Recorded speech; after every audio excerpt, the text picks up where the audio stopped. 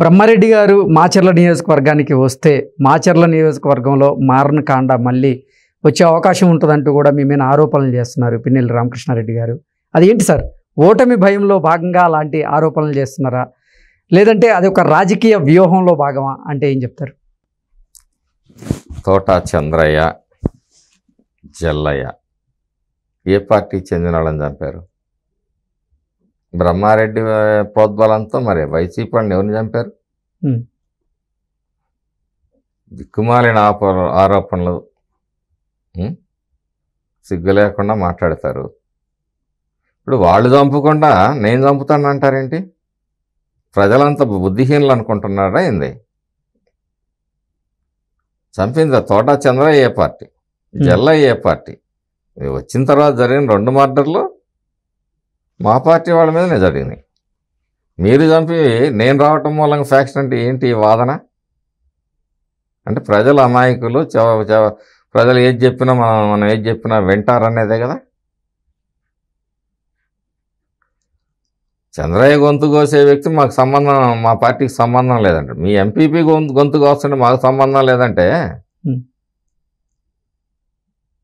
ఇక దానికి ఏం చేస్తాయి? పొద్దుగోలు అబద్ధాలతో, అక్రమాలతో, దోపిడీలతో బతికే వీళ్ళకి మనం ఏం చెప్తాం? ఏదో చెప్పు తినగడి కుక్క చెరుకు తీపెరుగునా అన్నారు. వాళ్ళకి అన్నీ కూడా అట్టానే కనిపిస్తాయి. ఓకే, పిన్నెల్లి రామకృష్ణారెడ్డి గారిని ఢీకొట్టే మొనగాడు మాచర్ల నియోజకవర్గంలో బ్రహ్మారెడ్డేనా అంటే ఏం చెప్తారు సార్? అది తప్పండి. బ్రహ్మారెడ్డి ఒక్కడే. బ్రహ్మారెడ్డి గొప్పతనం ఏం కాదు. బ్రహ్మారెడ్డి సరే మనస్సంకల్పం దృఢంగా ఉండొచ్చు. బ్రహ్మారెడ్డి ఒక్కడు ఢీకొంటాడు కదా. బ్రహ్మారెడ్డి వెనక తెలుగుదేశం పార్టీ నాయకులు, కార్యకర్తలు ఎన్నో త్యాగాలు, ఎన్నో కష్టాలు, నష్టాలు, బాధలు అనుభవించిన తెలుగుదేశం పార్టీ కార్యకర్తలు, నాయకులు, అట్లాగే భవిష్యత్తు పట్ల మరి భయం ఉన్న వ్యక్తులు, వాళ్ళందరి సహకారంతో నేను ఢీ కొడుతున్నాను. కానీ బ్రహ్మారెడ్డికి అడిషనల్గా కొమ్ములేం లేవు. ప్రజల సహకారం, ప్రజలు ఇచ్చిన ధైర్యమే బ్రహ్మారెడ్డిని నడిపిస్తున్నాయి. ఓకే, మాచర్ల నియోజకవర్గం ఇప్పుడు అంటే అభివృద్ధికి ఆమడ దూరంలో ఉంది అంటూ కూడా మీరు ఇందాక చెప్పారు. మాది బాగా వెనకబడిపోయింది మా ప్రాంతం అంటూ కూడా. మీరు కనుక ఇప్పుడు తెలుగుదేశం జనసేన పార్టీ అధికారంలోకి వస్తే మీరు మాచర్ల నియోజకవర్గానికి ఏం చేయబోతారు అంటే ఏం చెప్తారు సార్? మాకు పక్కన నాగార్జున సాగర్ అన్న, మా పొలాలకు నీళ్లు రావు. ఇప్పుడు ఉమ్మడి రాష్ట్రంలో కొన్ని నిబంధనలు ఉండేవి. మేము అడగదలుచుకుంది ఏంటంటే, రైట్ కెనాల్ మీద మా ప్రాంత రైతులకి లిఫ్ట్ ఇరిగేషన్ సౌకర్యాలు ఎక్కడ అవకాశం ఉంటే అక్కడ ఇవ్వాలనేది ఒకటి. వరికపూడి సెల దశాబ్దాల కళ. సరే, మొన్న జగన్మోహన్ రెడ్డి గారు ఏదో శంకుస్థాపన కంటి తుడుపుగా చేసిపోయారు. మరుసటి రోజే మా 2వ రోజో 3వ రోజో వాళ్ళు ఏదో ట్రిబ్యునల్కి ఫిర్యాదు చేశారు. కృష్ణా రివర్ బోర్డు మేనేజ్మెంట్కి ఫిర్యాదు చేశారు. అది జరిగినా జరగకపోయినా, అంటే ఆ ఫిర్యాదు ఎలా ఉన్నా భవిష్యత్తులో నికర జలాల్లో మా వాటా వదులుకొని, కృష్ణా జలాల్లో కొంత వాటా వదులుకొని ఈ ప్రాంతానికి ఈ లిఫ్ట్ ఇరిగేషన్కి అనుమతి తీసుకొని రావాలని చంద్రబాబు నాయుడు గారిని కోరుతాం. మనకు వచ్చే వాటాలో ఇది కూడా ఆంధ్రప్రదేశ్ రాష్ట్రంలో భాగం. నాగార్జున సాగర్ పక్కనే ఉన్నాము. ఇప్పుడు మనకి వచ్చే వాటాలో కొంత భాగాన్ని వాళ్ళకి ఇచ్చేసైనా మా ప్రాంతానికి లిఫ్ట్ ఇరిగేషన్ ఇవ్వాలని చెప్పి చంద్రబాబు నాయుడు గారి ద్వారా మరి ఇరు రాష్ట్రాల మధ్య ఒక అగ్రిమెంట్ రావాల్సిన పరిస్థితి వస్తుంది. ఆ దిశలో చంద్రబాబు నాయుడు గారు కృషి చేస్తారని చెప్పేసి నేను ఆశిస్తూ, 1.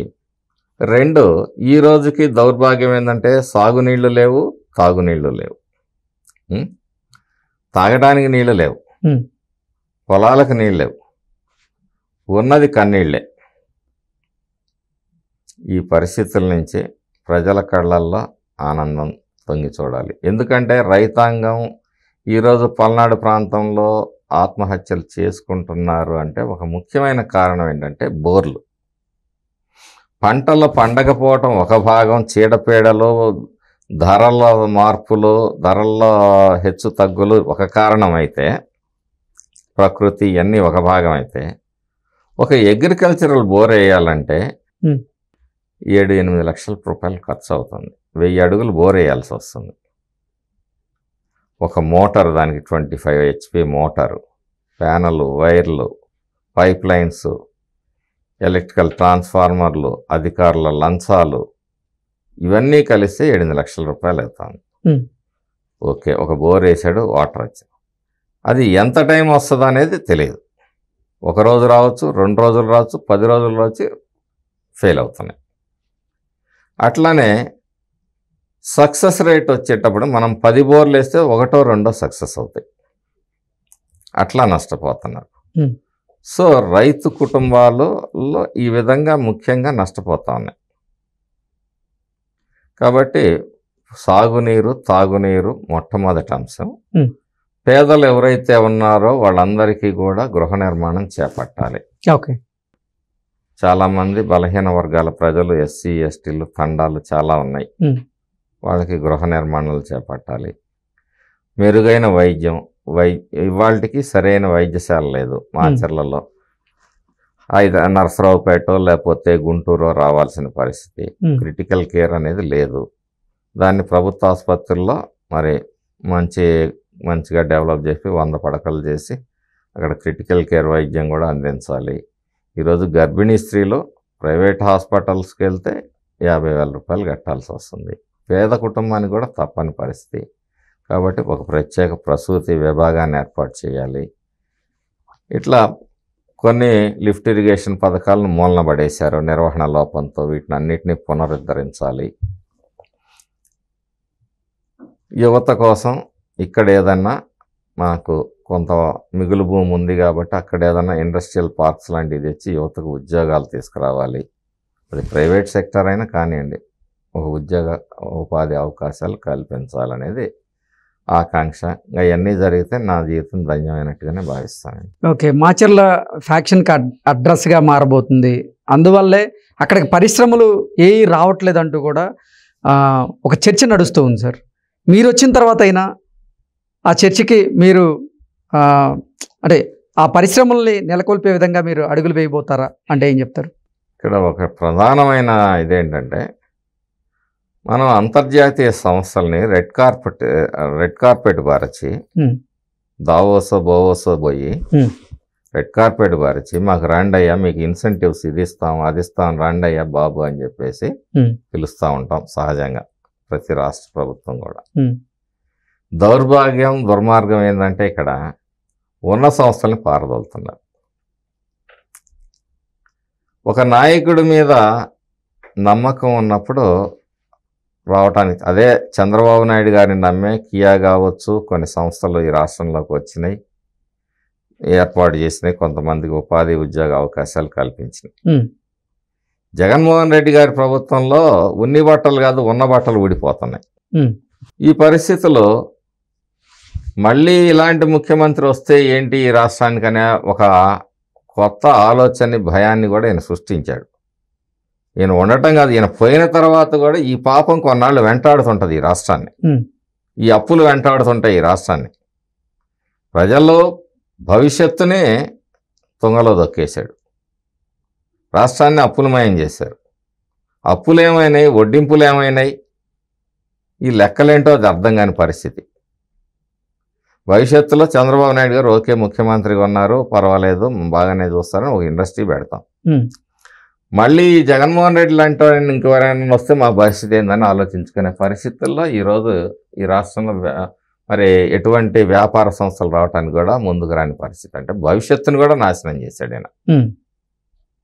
అప్పులు చేశాడు. 50,000 కోట్ల పైన అప్పులు కానీ, అసలు కానీ, వడ్డీలు కానీ కట్టాల్సిన పరిస్థితి. ప్రజలు అర్థం చేసుకోవాలి. మీ బిడ్డల్ని మీరు కష్టపడి మీరు మీ కోరికల్ని మీరు కడుపు కట్టుకొని మీ బిడ్డల్ని చదివించుకున్నారు. ఉద్యోగం లేకపోతే ఆ బిడ్డ ఏం చేస్తాడు చెప్పండి? మళ్ళీ మీకు భారం అవుతాడు. ఓకే. ఒకవేళ మీరు మాచర్ల నియోజకవర్గంలో గెలిస్తే ఆ ఫ్యాక్షన్ అనేది మాచర్లలో లేకుండా చేస్తారా అంటే ఏం చెప్తారు? ఖచ్చితంగా చేస్తాం. ఎందుకంటే యాక్చువల్గా ఫ్యాక్షన్ చాలా దూరం జరిగిపోయిందండి రాయలసీమలో కానివ్వండి. ఈ రామకృష్ణారెడ్డి ఈ మధ్యకాలం ఇది రెచ్చగొట్టడం 10-12 ఏళ్ళుగా పల్నాడు ప్రశాంతంగానే ఉంది. ఏదన్నా కుటుంబ ఘర్షణ నేపథ్యంలో ఎక్కడన్నా జరిగినాయేమో కానీ వర్గాల వారీగా ఫ్యాక్షన్లు తగ్గిపోయి చాలా రోజులు అయిపోయింది. 2008 తర్వాత పెద్దగా నేను ఎక్కడా వినలేదండి. 14-13లో జంగమేశ్వరపాడులో జరిగినాయి. ఓకే. ఎక్కడో అడపాదడపా సంఘటనలతో ఫ్యాక్షన్ సంఘటనలు పెద్దగా లేవు. ఈ రాజకీయ ప్రేరేపిత హత్యలు వాటికి ఫుల్ స్టాప్ పడే అవకాశం కనపడుతుందా మరి? ఖచ్చితంగా పడుతుంది. ఎందుకంటే ఈ ఫ్యాక్షన్కి కానీ ఈ గొడవలకి కారణం ఈ వ్యవస్థలు నేను ఖచ్చితంగా చెప్తాను. ఒకటి న్యాయ వ్యవస్థ, ఒకటి పోలీసు వ్యవస్థ, 3 రాజకీయ వ్యవస్థ, ఇంకోటి ఈ ఎలక్షన్ కమిషన్ లాంటివి కూడా. అంటే ఓటు ప్రధానం వాళ్ళకి. రాజకీయ నాయకుడు ఏదో హుక్ ఆర్ కుక్ ఓటు సంపాదించాలని ప్రయత్నం చేస్తాడు. అందులో ఎదుటి పార్టీ వాడిని పూర్తిగా ఇచ్చేసేస్తే మనం మొత్తం గంపగుత్తుగా ఓట్లు వేసుకోవచ్చు అనే ఒక సంస్కృతిలో ఈ ఫ్యాక్షన్ కొన్ని గ్రామాల్లో నడుస్తూ ఉంటుంది. ఇది మా పల్నాడే కాదు, రాష్ట్ర వ్యాప్తంగా. ఈ వ్యవస్థలో ఇన్ని సంవత్సరాల ప్రజాస్వామ్యంలో 1947లో మనకు స్వాతంత్రం వచ్చింది, కానీ మన ఓటుకు స్వాతంత్రం రాలా ఇవాళకి కూడా. మన ఓటుకు ఇంకా కబ్జాదారుల చేతుల్లోనే ఉంది. దీన్ని ఈ మేధావులు ఈ రోజుకి కూడా ఓటుకి స్వేచ్ఛను కల్పించడంలో విఫలమయ్యారు. ఈ న్యాయ వ్యవస్థలు సత్వర న్యాయం చేయటంలో విఫలమైనవి.